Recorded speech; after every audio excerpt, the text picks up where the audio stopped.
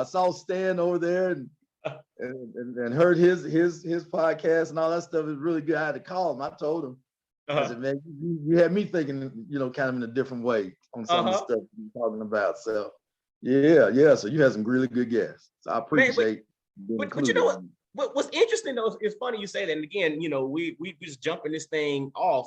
The whole concept of listening to an interview and it's causing you to think in a different way. Like to be completely transparent, that's the whole purpose of Black Fathers Now.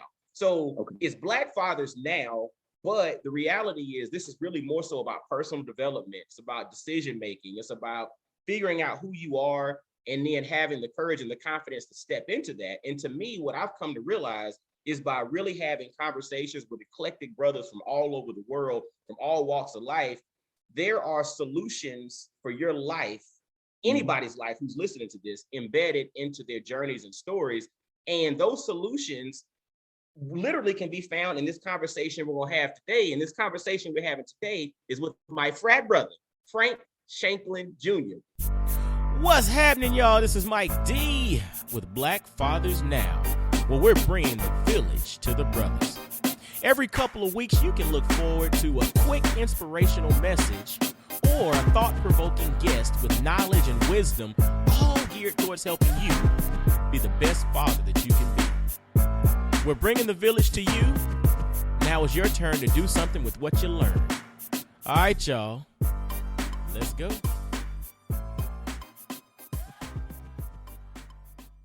Now, this brother's a father, he's an entrepreneur, he's an investor, he's an HBCU graduate, but he's also president and CEO of Shanklin and Sons, right? Shanklin and Sons? Yes. Shanklin and Sons Flooring. Shanklin and Sons Flooring. And what's interesting about it, back in the day, before I, became a member of this illustrious fraternity, I remember scanning through a Black Enterprise. And I remember going through Black Enterprise and I saw this dude that I had seen around the city of Knoxville highlighted in Black Enterprise. And I was just like, yo, this is kind of interesting. There's something to this brother. And the brother that I'm talking about is my man right here, Frank Shanklin Jr. What's up, bro? Man, not too much, man. How you doing? I appreciate you having me on and everything. Man, dude, like I said, I saw you this is something that I've been thinking about for years. I want to have you on to kind of share your journey. Because again, back in the day growing up, I used to always be that dude who was just like, man, I want to be in Black Enterprise. I want to be in Black Enterprise. Then you start meeting dudes who are actually in Black Enterprise and you're one of them. Right. Well, it was a blessing in disguise and everything being on that article. I remember when it came out and remember doing the interview and them sending the camera folks and all that type of stuff, man. But it kind of jumped our business a little bit. That's when we kind of got out of, we were still in the Knoxville, Tennessee market, but we ended up going down into the Atlanta area and Georgia area and some of the other parts of the Southeast. So it was really a good article, man. And I'd like to look at it as it also helped shed some light on other Black businesses that were here in the Knoxville area. And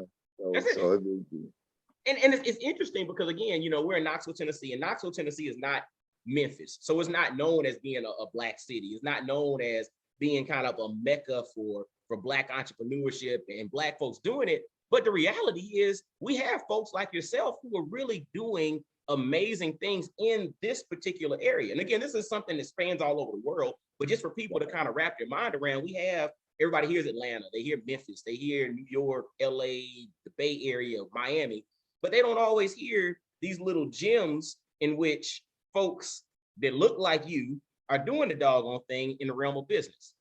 Right. Well, that's true.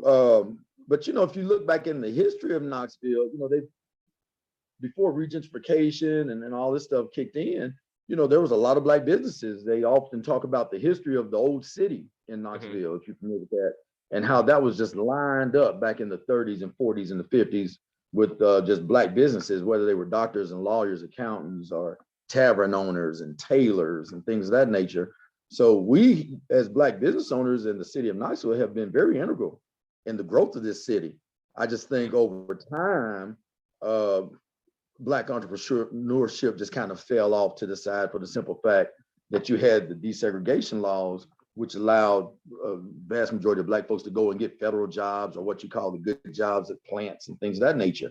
So that generation, which is probably around my dad's age, they just didn't pursue the entrepreneurship dream. What they did was went and got a job, right? If they wanted to go to college or not, that's what they did, was got a job that that we weren't afforded back in the day. But we lost a generation of entrepreneurship. Ooh. And then at the same time, we just don't view entrepreneurship. I think we do it better now than we did back then. You know, you might see the local shade tree mechanic, and we just call them shade tree mechanic, but that same mechanic has put kids through school and was a viable part of the economics of the town. But we just didn't see it like that. Or if you see a plumber, how often do, you know, people say, man, I don't want to do that. I want to climb under houses and get all muddy and dirty. But he's an entrepreneur. You know, he's providing for his family and for himself, and hiring folks that look like us and teaching that trade. So we have to get our minds back wrapped around on really the heartbeat of the Black community, in my opinion, is Black entrepreneurship. Ooh, fellas, I hope you paid attention to that. The heartbeat of the Black community is Black entrepreneurship.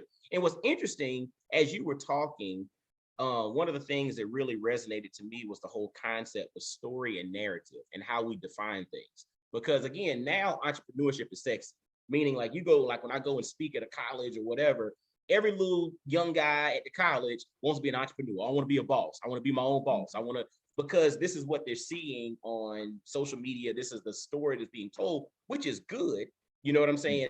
But to your point, there was a generation or two that were lost in the whole entrepreneurship pursuit because the narrative was different. And to your point, it's funny even thinking about it growing up, like you mentioned we use the shade tree mechanic, but you're just like, yo, this brother owns the thing, he owns the land, he owns the garage, he employs 30 or 40 people sometimes, he done sent multiple generations of kids to college, and he probably got a bank account that don't look too bad if you're really honest about it, but we call him a quote unquote shade tree mechanic. That's right.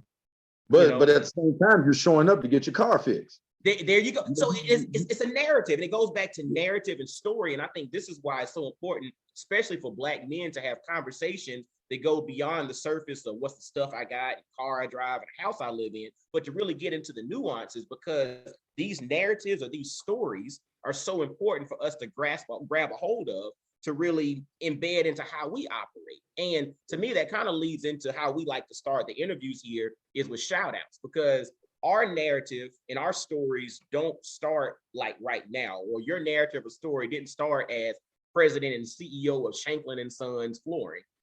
It came from before that, and you had a whole lot of people in your life that helped to influence you. Give a shout out to those folks that kind of help you to be who you are on a regular basis, brother.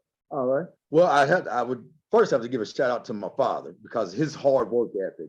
Growing up, my dad, he was not an entrepreneur, but man, he worked 3 jobs growing up. You know, he worked at the plant during the day. The man worked as a lifeguard back in the day, they called it. And then he was a janitor at, late night. So he was doing all this stuff, and he was a college educated man, but due to the circumstances, he was always bypassed for the promotions. He was he was just as smart as as those before him, but he, was always bypassing. So he made up the money by just, working. So I have to give him a shout out, because growing up and you see that, well, you learn the value of just hard work. You learn the value of you're not going to necessarily get treated right, but you just got to keep pushing through. So he's definitely my big shout out. I have to give a shout out to my mother, because she was the one that knew how to manage money. She could take a penny and stretch it out, and all of a sudden it became $1. And she would sit us down at an early age, me and my siblings, and we learned how to just stretch $1 out, how to manage your money, how not to be wasteful with it, and things of that nature, So she has to get a shout out. And then I have lots of uncles, for whatever reason, they just never have been employed by anyone. So the entrepreneurship, I believe, was instilled in myself by just watching them and asking questions. And they would, in turn, when I was back home in Kentucky, they would take me on some of these jobs. And it wasn't the most elaborate businesses that they had. They would find odd end type of stuff. Like I had one uncle, and he had that little cleaning thing that would run around and clean the parking lots. Well, folks were laughing, but he owned 4 or 5 of those things and had folks going around to the Walmarts and the JCPenney's and the Sears and Roebucks at the time. And he was cleaning all those parking lots and making a good living. Had another uncle who was a farmer, but at the same time, he was one of those mechanics and a body shop owner. So you go in there and he helped teach me the trade of being a body shop guy, doing upholstery and all that type of stuff. And then I had a couple more uncles that into landscaping and a few more, they into the upholstery business. So they sold new and used furniture. They did upholstery. They taught me and my cousins how to do the upholstery. And that subsequently was what got me into the flooring business and everything. So all of them folks are people that I would just really have to give a shout out to. And then there's several professors along the way at Knoxville College that just pushed me to do better and not be average. And they talked about entrepreneurship. And back before it became a popular thing, a lot of the professors were talking about training people to graduate to own a business, not to just work for other folks. So that was some of the things that I came out with after graduating from Knoxville College as well. You know, it's interesting. Again, it goes back to what we mentioned before, the power of narrative, the power of telling stories, and the power of how you position things. Because, you know, there are two things that really stood out in your shout outs that we'll probably dive into, I guess, when we get into your origin story and, you know, your journey, so to speak. But you mentioned that your dad always worked, but he was always passed up for promotions. But then the other side of that is you always had uncles who were always business owners and entrepreneurs. So it's kind of like you had the side who owned their stuff, they owned their business. Yeah, they might not have had a sexy business, but it was a business that provided for their family and all of that. And you had this hardworking father who worked for other people, but always seemed to get passed up for the promotion. And so it's kind of like this soup mixed together, how that influences you down your trajectory of, yo, I got to own something. Right. Yeah. Well, coming out of college, you know, I worked for the state. I was a probation officer and did that for several years. But I got passed over for a couple of promotions that I just knew I should have had. I was more educated than the folks that got the job. I was definitely a better employee, I thought, than the folks that got the job. And during that time is when I just really started getting into, hey, I'm gonna have to do something different because I'm not gonna continue this cycle like this, you know, and everything. And that's when, you know, the flooring thing kind of took off.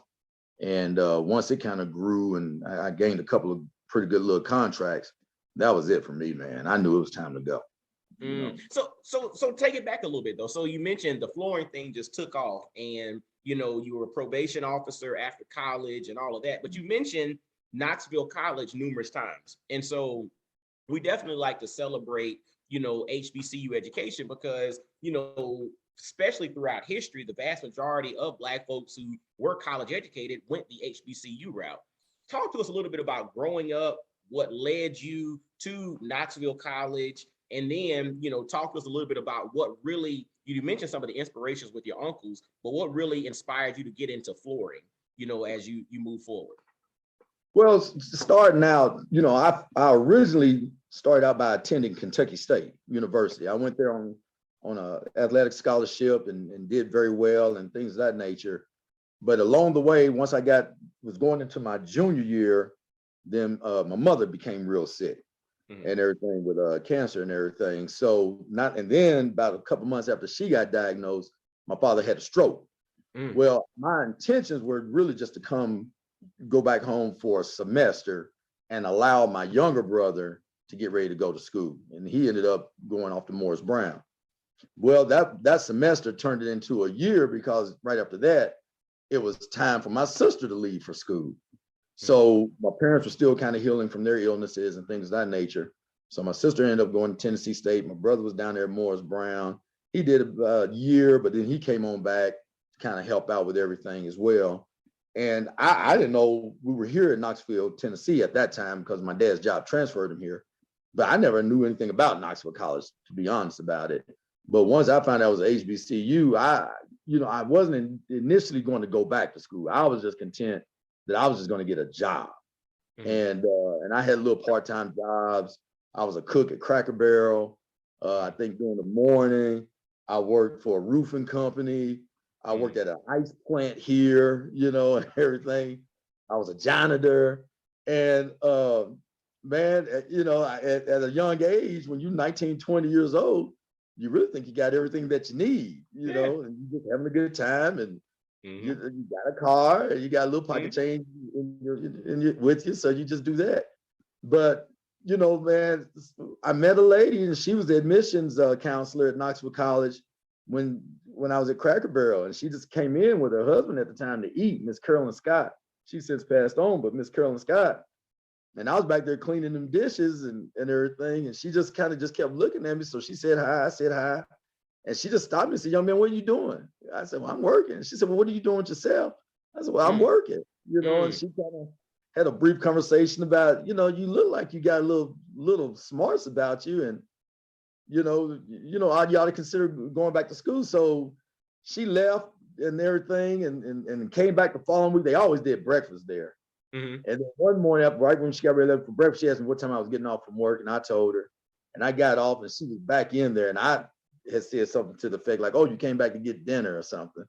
And she said, no, I really came back so I could talk to you and find out which direction you're trying to go, because there's just something about you.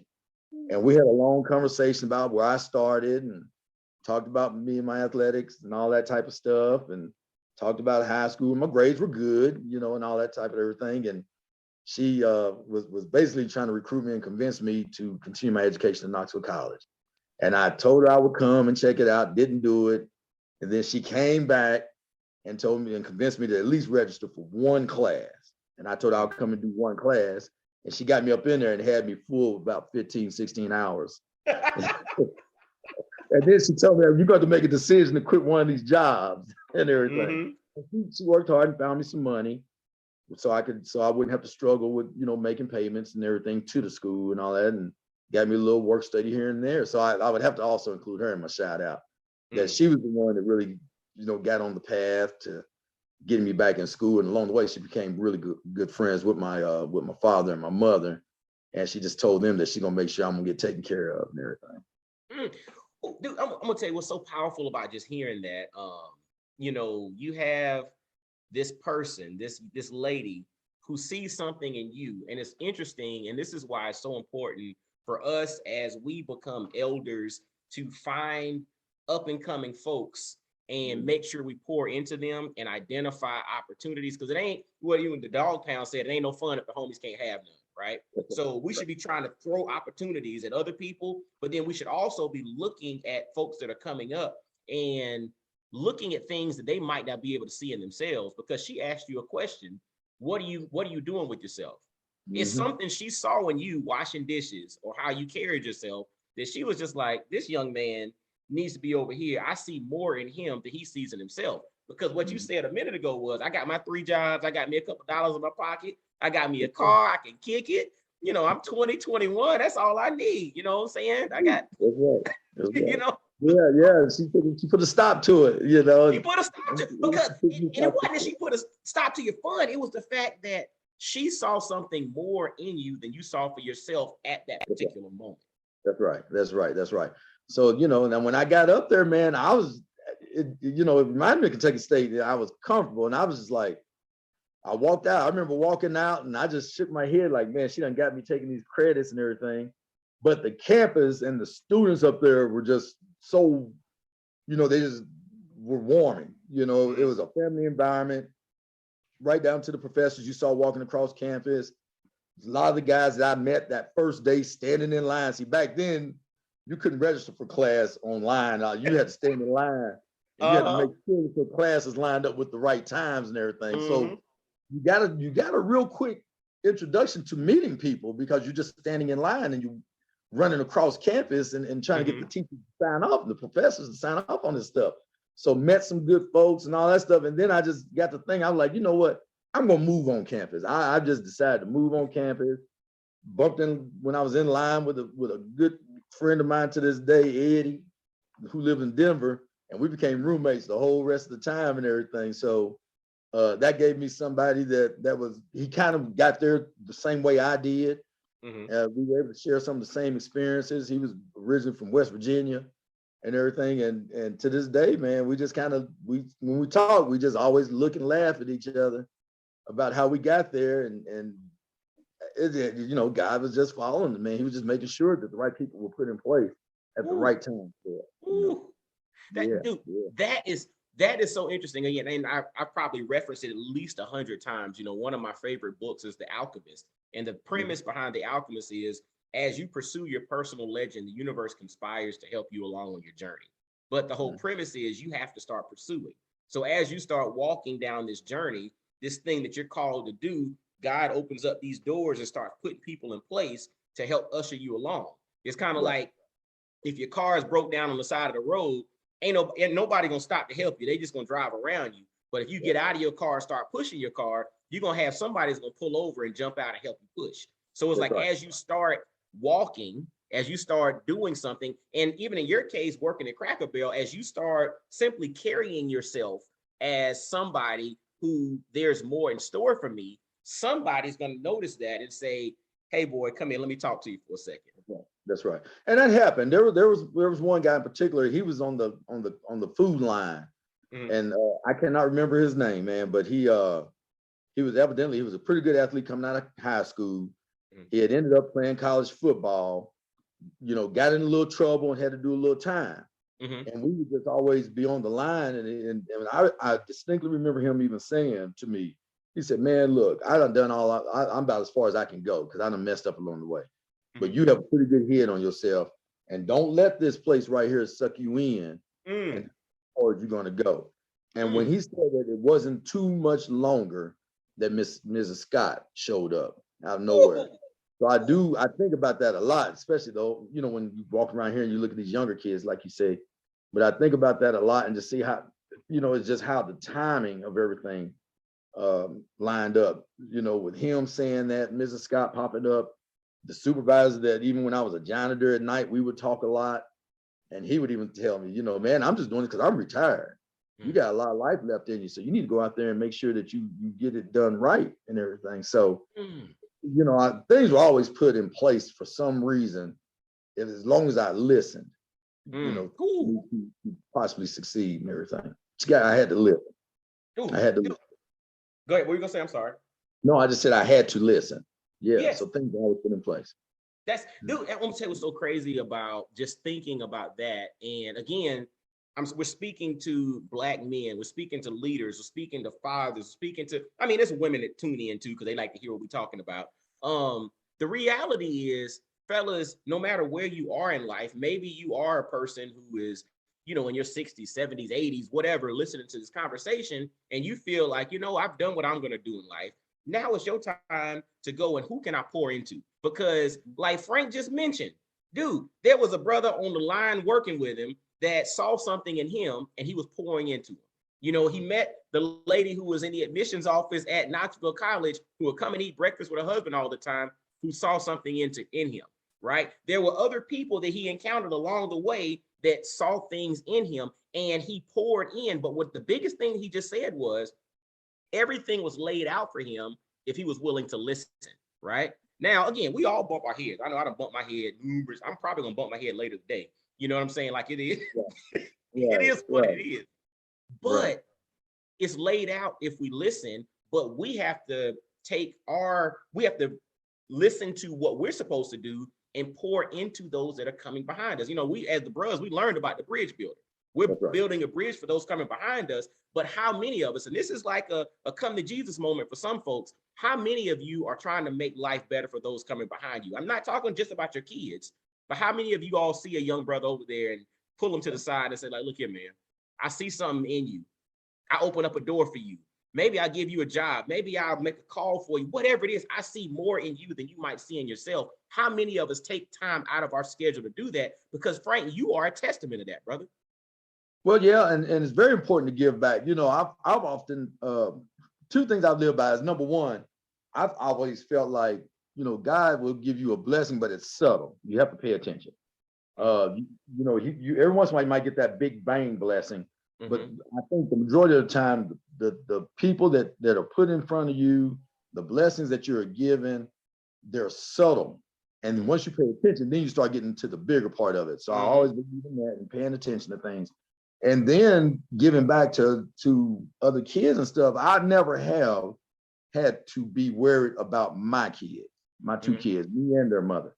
We've never had to be worried about that. I've often had a concern about their friends, not that they were bad, but sometimes they just didn't come from the same situation as my two kids. My kids have been very blessed to have good home, to drive cars, to dress well. They never had to worry about, if they needed pocket money to go out. They have no concern about some of the stuff that some of their friends have. But I often wanted to make sure that their friends were okay. So the house was always open for them. If I had to try and help them out on some things that they needed, I would do that.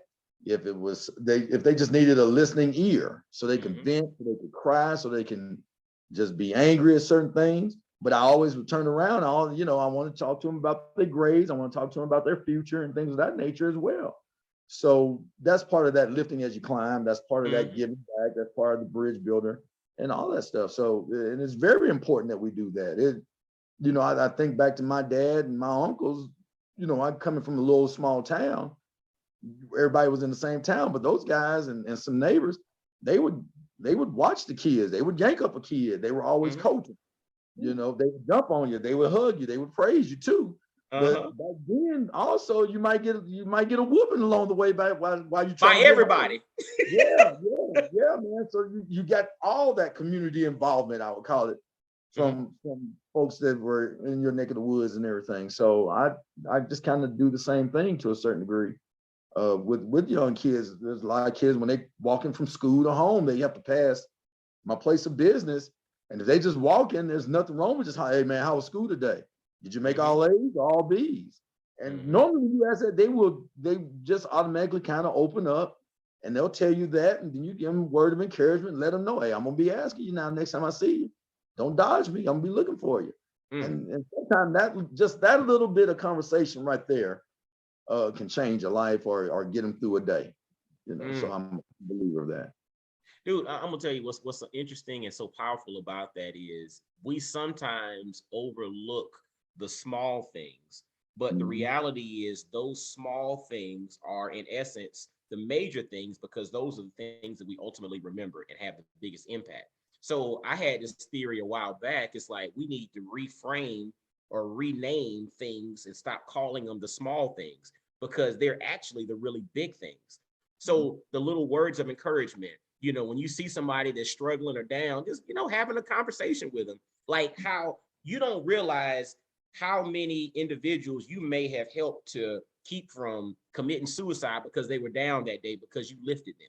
Like it's a real, people don't understand it. And very few, and I guess maybe unfortunately, very few people don't get the feedback on the back end that this conversation saved my life, or what you said to me helped me to not go and commit this crime, or what you said to me, or the time that you took with me allowed me to go and make amends with my parents or my siblings or whatever, or keep me from doing something crazy. Like, we don't realize even these seemingly small things have lasting impact. And so, because a lot of times we think that I can't make a big impact in somebody's life until I have millions of dollars to give, until I can have multiple commas and the money that I'm giving, I can't make an impact, or until I'm sitting on this platform with celebrities and all of that, I can't impact somebody's life. No, like Frank said, little kid walked by the shop. How was your day today? What's going on? What's on your mind? How you doing? What are you thinking about? You ever thought about this? Man, let me come in here and show you what I got going on. You ever thought about, owning your own spot? Like, let me show you. I am that dude. I am you 40 years ago. What's happening?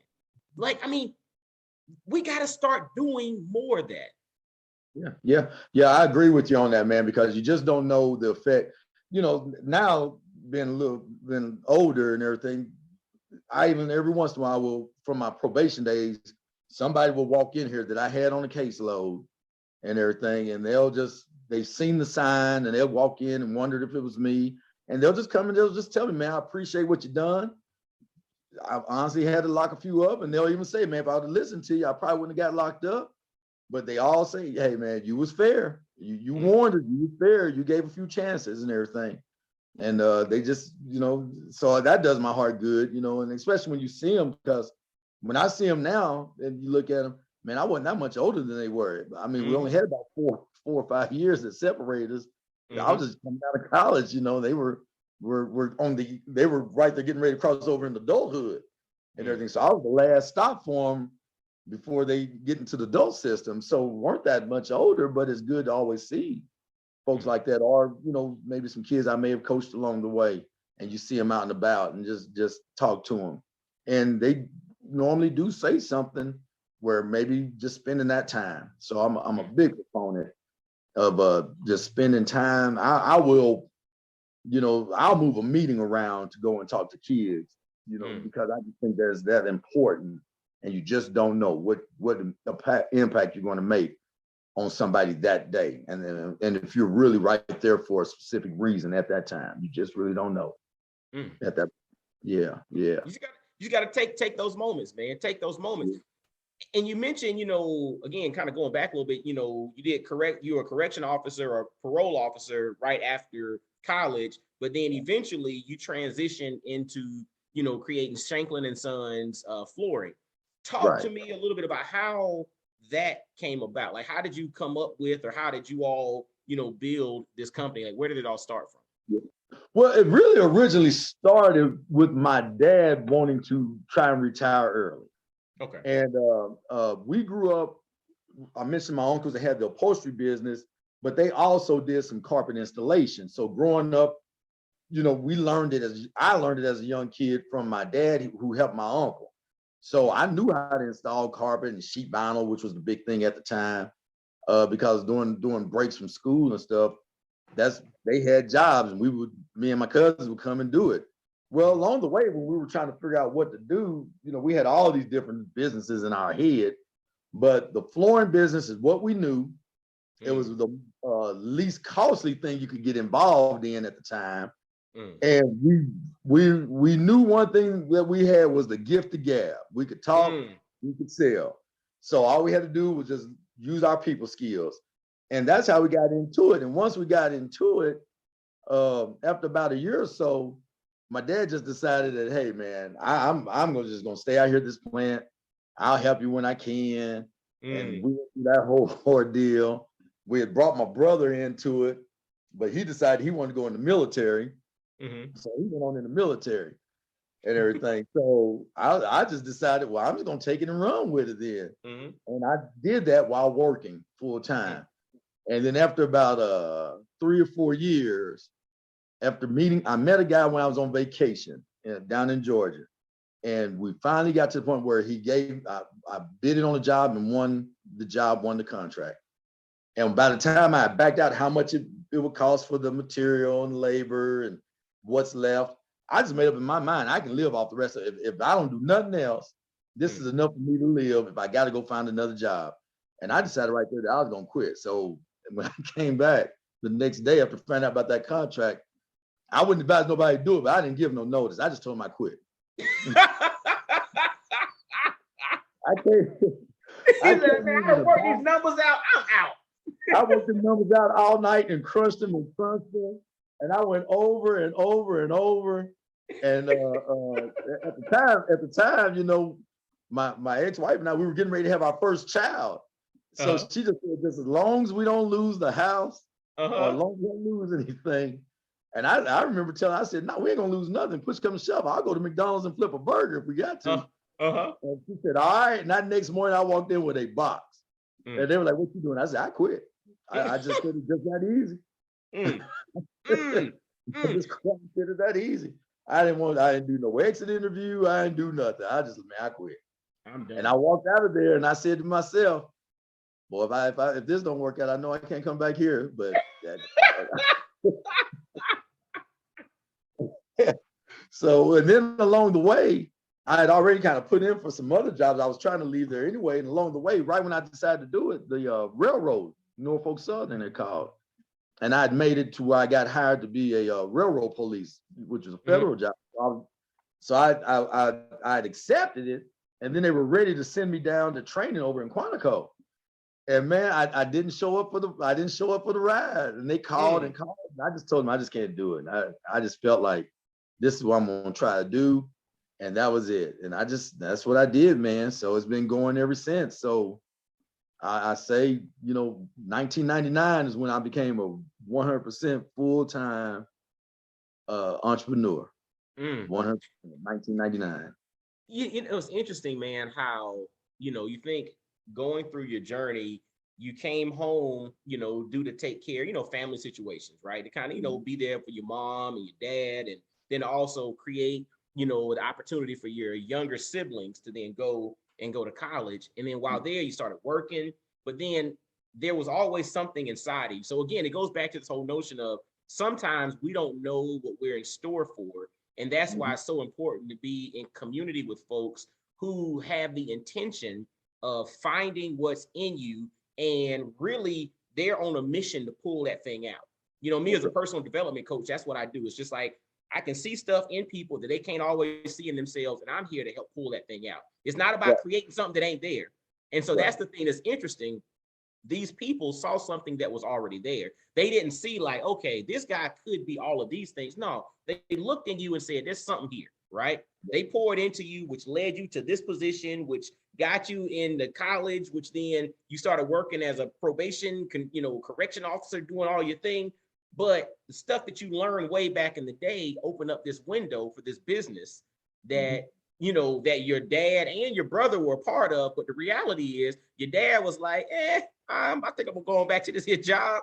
And your brother said, I got other plans. And so then you were then left with this thing. But it goes back to this whole notion of that might have been the thing that was in you all along that never would have come out had you not listened, like you mentioned before, along the way.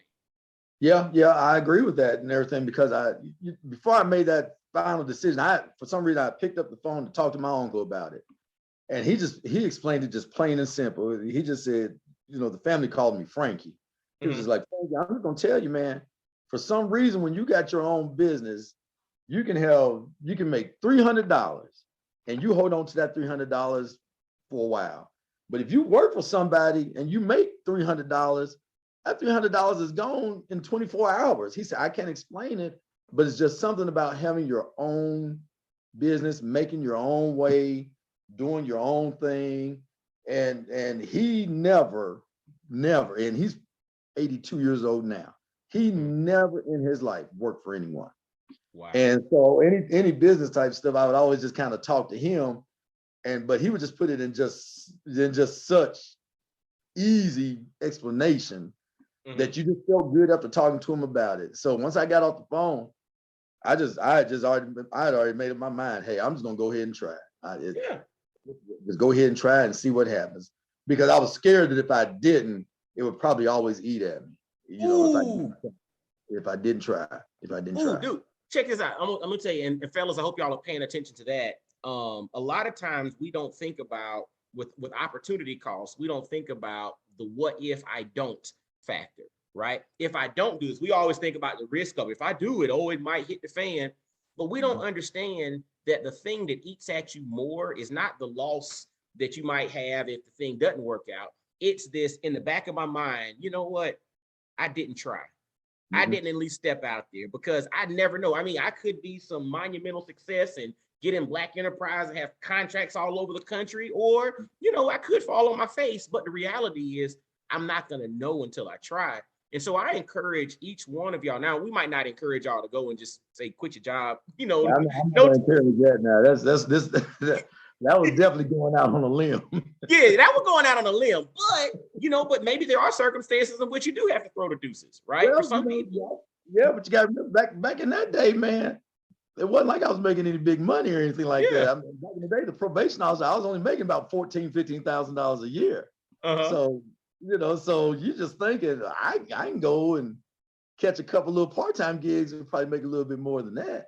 That's it. So, there's things I kind of briefly thought about, but just left, man. I love it, man. And so as you move forward, so you said 1999, so that's been 23 years now of you being a full-time entrepreneur, president, CEO of Shanklin and Sons Flooring. Talk to me a little bit about your journey and experience there, and how that's come full circle to impact you as a dad. Okay.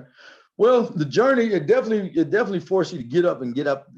You're only as good as what the dollar you make for the day. So you had to get up there. So that hard work ethic that I saw in my father, all of a sudden I was always a hard worker, but you had to definitely get up there, because you're talking about starting a business from ground zero. That's it, just zero. So I had to get out there, build up the customer base. It took some time to try and figure out what lane and direction I wanted to go in with it. There's different directions I just didn't know about. It was a lot of baptism by fire, because the one, I could go get some advice on business, but there was no one that looked like me or anything of that nature that I could go talk to about this particular business. And my competitors were not going to talk to me about it. So, you had to just kind of will yourself through all of that type of stuff. That contract was good that I had, which led subsequently to other contracts and things of that nature. And I was able to ride a good wave for a long time. And then around 08, you had that economic impact. And it was devastating, man. And that's when I had to really, make some decisions about what was I going to do. Was I going to keep it going?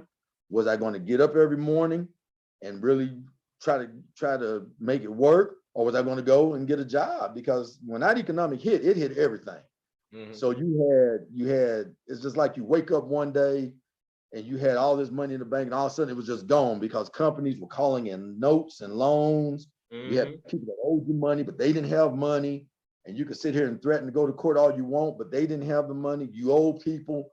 So there was a whole lot of stuff that's going on. So I always tell folks, man, the days were long and the nights were short because you just stayed up all night trying to figure out what to do. But the one thing that it did do was it showed me that I'm tough as nails. And I really honestly believe that if I could make it through this and my kids see me make it through this, then they will believe that they can make it through anything. I didn't hide anything as far as everything was gravy. We're doing this well and all that stuff. I never did hide it from them. But at the same time, I would have them when they were younger and they would sit there when I'm writing out bills and writing out checks and stuff like that at the time. I would have them sit down there with me and I'd let them write the check out. I would sign it and let them get used to writing a check out for X amount of dollars and things of that nature. And I think it has paid off over time. I would get them, if I needed them to move furniture and pull carpet at a job, I would take them with them and pay them, let them do that stuff, let them see what hard work is like. I would let them do this stuff and let them know, hey, eventually now, while you need to learn a trade and everything, your goal ultimately it needs to be to own the business, because you don't want to be down here doing this stuff all the time either. But it's good to be able to do it. So it's funny because my daughter kind of took hold of it faster than my son. My son, he thought he was too pretty at one time to do this stuff. My daughter, she come ready, man. She would come ready and dressed and let's go, Dad, let's do it, So we had to kind of nudge my son into it a little bit. But once he saw her get paid a little bit more than what he was doing, then he kicked in gear. So, that's it's interesting, man. Again, it just, not hiding things from them when it comes to them actually seeing the process, the good, the bad, and the ugly, and how valuable that is. Because it's interesting, you're a couple years older than me. But the thing that's interesting about it, more than a couple of years now. I got you about more than a couple of years. Okay, well, you got. I got some gray in my beard. Folks watching the video see I got the gray in the beard mine now. But yeah. Too. Huh? I said mine is showing up too. But the thing that's interesting, we came up in an era where parents didn't talk to their kids about stuff, right? It was like when they started talking about money or when it was something grown folks business. Oh, they send the kids into the other room. It was funny. I was telling somebody, it's ironic. I don't think I knew what my mom made until I was an adult. It was like, because we never talked about money. We never talked about what's the mortgage and what's the light bill and what's the this and what does this cost and what. We didn't talk about that. That was grown folks business. And so, especially in the Black community, I think a lot of us grow up not understanding things, not due to any fault of our own, but it just wasn't shared with us. And so as a father, I think that was so important for you to, in the midst of the economic crisis of 2008, for you to share some of that with your children so they can see, okay, yeah, it's great at sometimes, but then sometimes it ain't so great. And I'm going to open up and let you see what this costs and see what this looks like and see what, this 60-day terms on this and 45-day terms on that. And you get to see all of it. And I think that helps for us to get perspective, because we don't always, I mean, we want to see good stuff, but we also need to see the polarity of a situation so that we know that everything ain't always rosy. And that's just a fact of life, period. Life is not always rosy. You're going to have some obstacles. You're going to have some turbulent times. You're going to have some moments where you're just sitting there and it just seems like everywhere you turn, you have things that you just have to work through. But, it's like someone told me one time, you just got to go through it and try to keep your faith and try to keep your strength and go through it, because eventually it does turn around. And that's what happened there with the business and everything. I still had bills to pay and just had to figure out how to keep them bills going. And at the time, the kid's mother at the time, just fortunate enough that she was able to kind of, help through it too as well. And but I would talk to them kids, and they could, and there was no need of trying to hide it, because they could see it. When I was walking in, you could see the stress on the face, and I was constantly in deep thought, just trying to figure out what to do and how to get through it and all that type of stuff. And they would ask you, Daddy, what's wrong? Daddy, you okay? And you didn't just give them the harsh truth of it, but you would just let them know, hey, there's some tough stuff going on. They don't know, they don't know what it means when the news person is talking about how bad the economy is and how bad the job market is. But they need to know, because I think you need to let kids know that money doesn't grow on trees, and that parents, they work hard to provide for them. And there are times as a parent where you're making a decision whether to do something that you need to do as a parent, or do you need to take that money and do it for your kid. You got to make those choices. And 99% of parents will do it for their kid, but the parent is left with the remnant of it, because eventually you got to take it back around to it. And there's nothing wrong with that. So I think it also just kind of leaves an imprint on them. So when they do grow up, they're able to try to, when they have to make decisions like that, whether they have a family or whether it's just for themselves individually, they already understand it. They understand it. You just kind of trying to lead them there. So, man, it's powerful, because I think we have to do a better job of showing that, there are sacrifices in every decision that you make, right? Yeah. Like, I mean, I am naturally an and person. I'm usually not one that's trying to, is this or that. I'm like, all right, how can we do both? Or where's the and in the situation? And in some cases, that is an option. But then there are circumstances in which you have to make a definitive choice to go left or to go right. And if I go right, these are the potential rewards and consequences. If I go left, these are the potential rewards and or consequences. But there are, points of inflection points in our life in which we do have to make these decisions. And there are rewards and consequences of every decision that we make.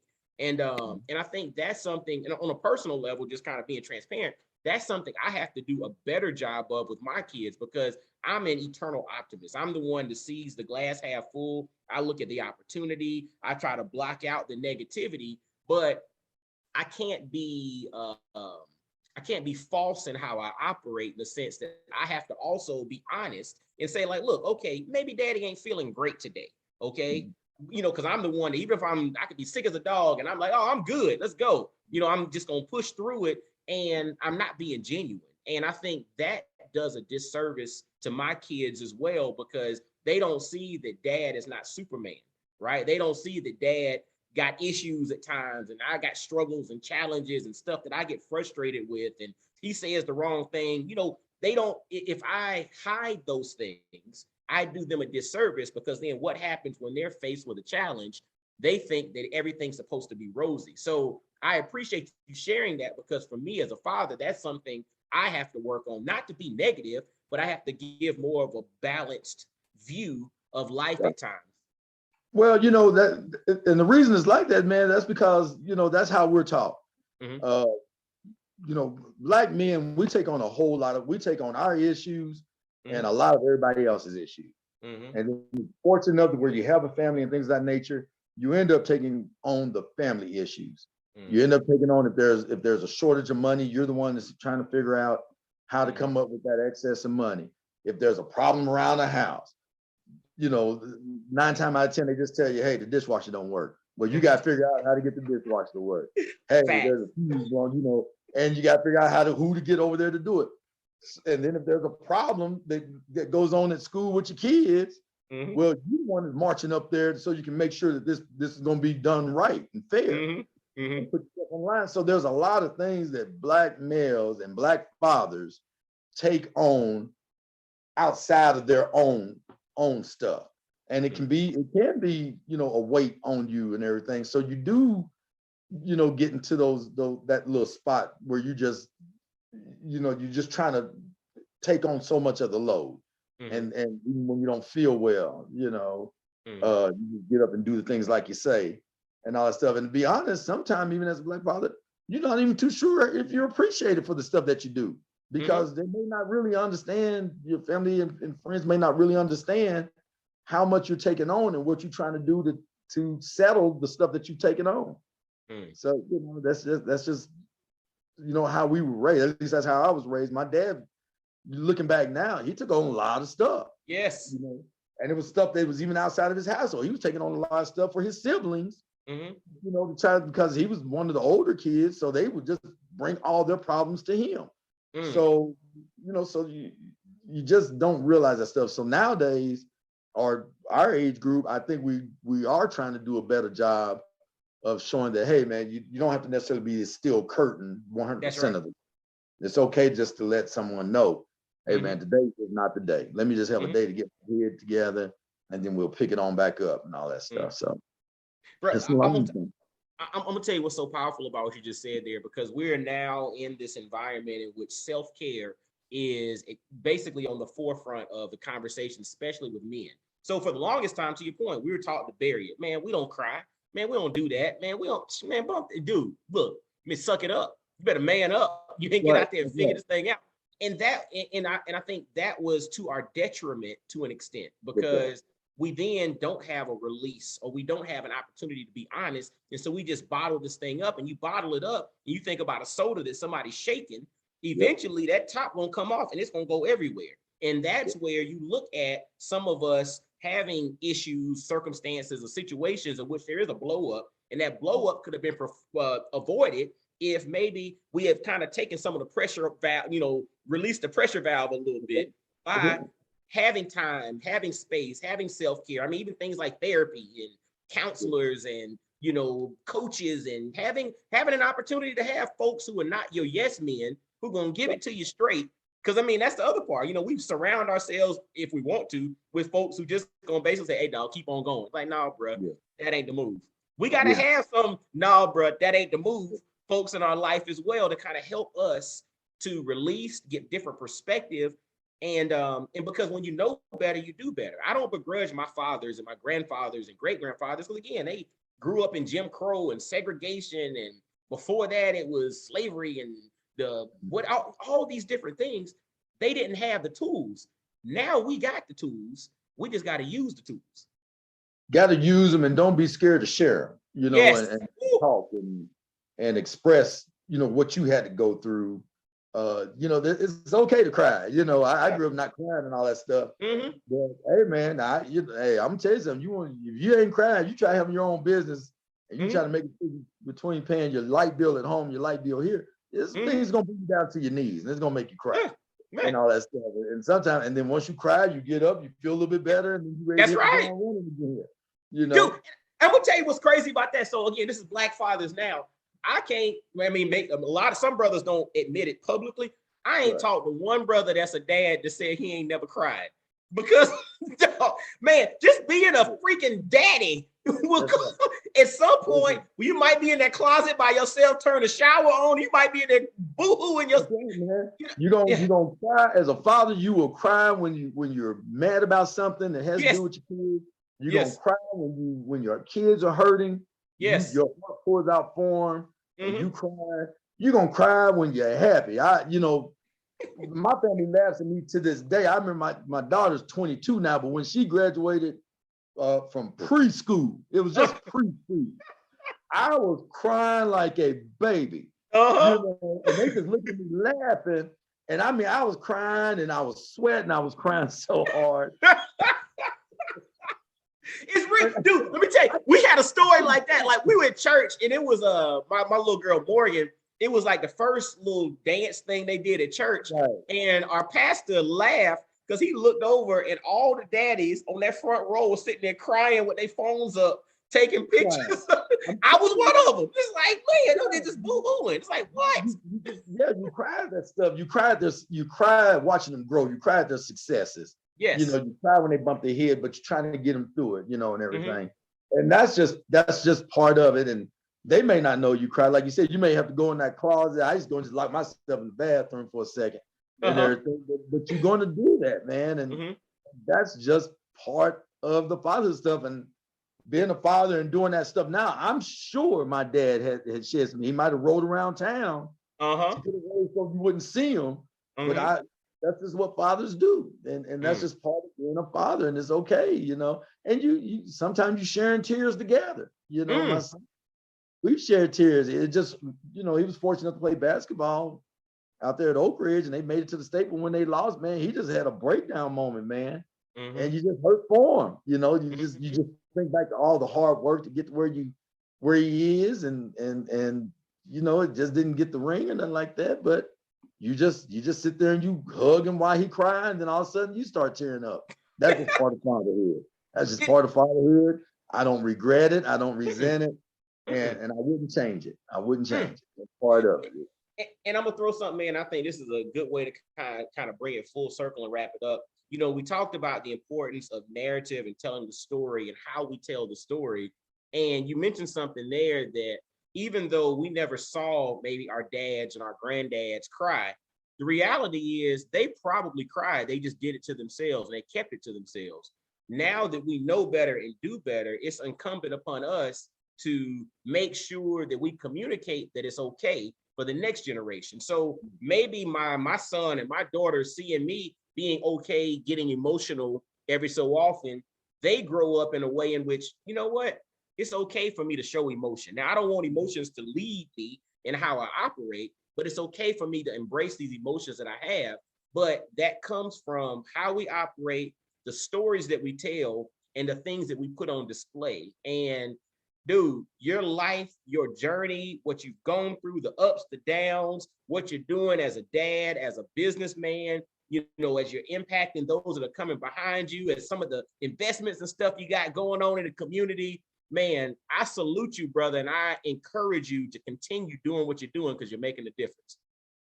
Well, I appreciate that, man, Mike. I'm also say you're making a difference also because by you having this podcast and highlighting Black males, see, we're not getting that as often. You know, the media and people in general, they're quick to chastise Black males for not doing this, not doing that. But I would venture to say that there's more Black males and Black fathers that are doing the right thing, working hard at accepting the community and adopting the community so they can spread the love and their wisdom and things of that nature. And by you having your podcast, it allows us to share our stories and things like that. So I really appreciate you for giving the platform to where we can talk about these things and all that, because I don't know of any other, you know, platform like that where we can do this stuff and be open and not be scared just to say what we're going through and everything. Not that it's all easy, but it's always good to talk about it, to try and share it so folks can get a reality of what it's like. So I do appreciate it. No doubt, man. I appreciate you, brother. And as we leave out, man, is there, as far as like contact information, if people are interested in connected with Shanklin and Sons Flooring, if they in the Knoxville area, if you're doing stuff in other parts of the country, you know, lay your stuff out there, man. How can folks reach out, connect with you, websites, whatever you got going on? Yeah, man, you can just reach me as far as the flooring business. You can reach me at Shanklin and Sons Flooring. The phone number is 865-740-4390. The address is 1935 East Magnolia Avenue, Knoxville, Tennessee, 37917. And we service not only the Knoxville, Tennessee area, but we service the whole Georgia area and parts of North Carolina and Kentucky as well. And then also, hey, if you're in Knoxville and you're looking for a good place to eat some good food, come on down to the Magnolia Cafe. I'm one of the business owners of that one. And that's at 2405 East Magnolia Avenue, Knoxville, Tennessee, 37914. I'd just like to say that, you know, this business and us, we purposely put the businesses on in the East Knoxville community. We wanted to be a bright light and a pillar for, you know, the Black community. And we recognized we could have put our business anywhere, but we made it a conscious decision to put our bit, good or bad or indifferent, in the Black community. And as far as I'm concerned, this is where it's going to end, you know, whenever my time is done with being in business and everything. I love it, man. So y'all make sure to support Shanklin and Sons Flooring. Is there a website as well for Shanklin and Sons Flooring? It's under construction, man. We totally took it down, man. It was outdated and all that type of stuff. Okay. But you give me about another 2 weeks, I think it'll be back up. Matter of fact, I got to talk to my webmaster there, which is another Black business as well. So that's what it is. We're big on using nothing but Black businesses to service all our needs and everything as well. I love it. I love it. So we'll make sure to at least put the website in the show notes. So when people listen to this, because this is evergreen, it'll be out there for years to come. When they go to Shanklin and Sons Flooring website, you can get more on Frank Shanklin. If you got, you know, some bids, some contracts, some stuff in Georgia, North Carolina, Tennessee, whatever, reach out to them. If you're in Knoxville, make sure to visit the Magnolia Cafe. Just open a fresh spot, get some good food, have you a few beverages, come hang out and connect with, you know, the movers and shakers in the Knoxville, Tennessee area. And then if you encounter my man Frank Shanklin and you didn't know about him already, let him know you heard about him on Black Fathers Now, and continue to encourage the brother to keep doing the doggone thing, because we need more brothers like this doing it and doing it right. Well, man, I appreciate that. And I look forward to hearing some of your other guests and everything along the way as well, man. You really got a good thing going. Look Appreciate forward to expanding and growing. I appreciate it, man. Appreciate it, man. We receive all of that. We're going to keep this thing rolling. And so, as always, make sure to follow Black Fathers Now on social media. Anywhere you get podcasts, make sure to subscribe, share this thing out. Share this out with another brother, because this is going to help us become the best version of who we are in mass. And when we do that in mass, the world changes, because, brother, we influence the world. And until next time, y'all be blessed, well, and wise. And I'll holler at you. Peace. Yo, fellas, I hope you enjoyed today's episode. And always, always, always visit blackfathersnow.com, as well as follow Black Fathers Now on virtually every social media platform you can think of. Instagram, Facebook, Twitter, everywhere. Just follow us and engage with us, man. Look forward to hearing from you. And I guess until next time, I'll holler at you. Peace.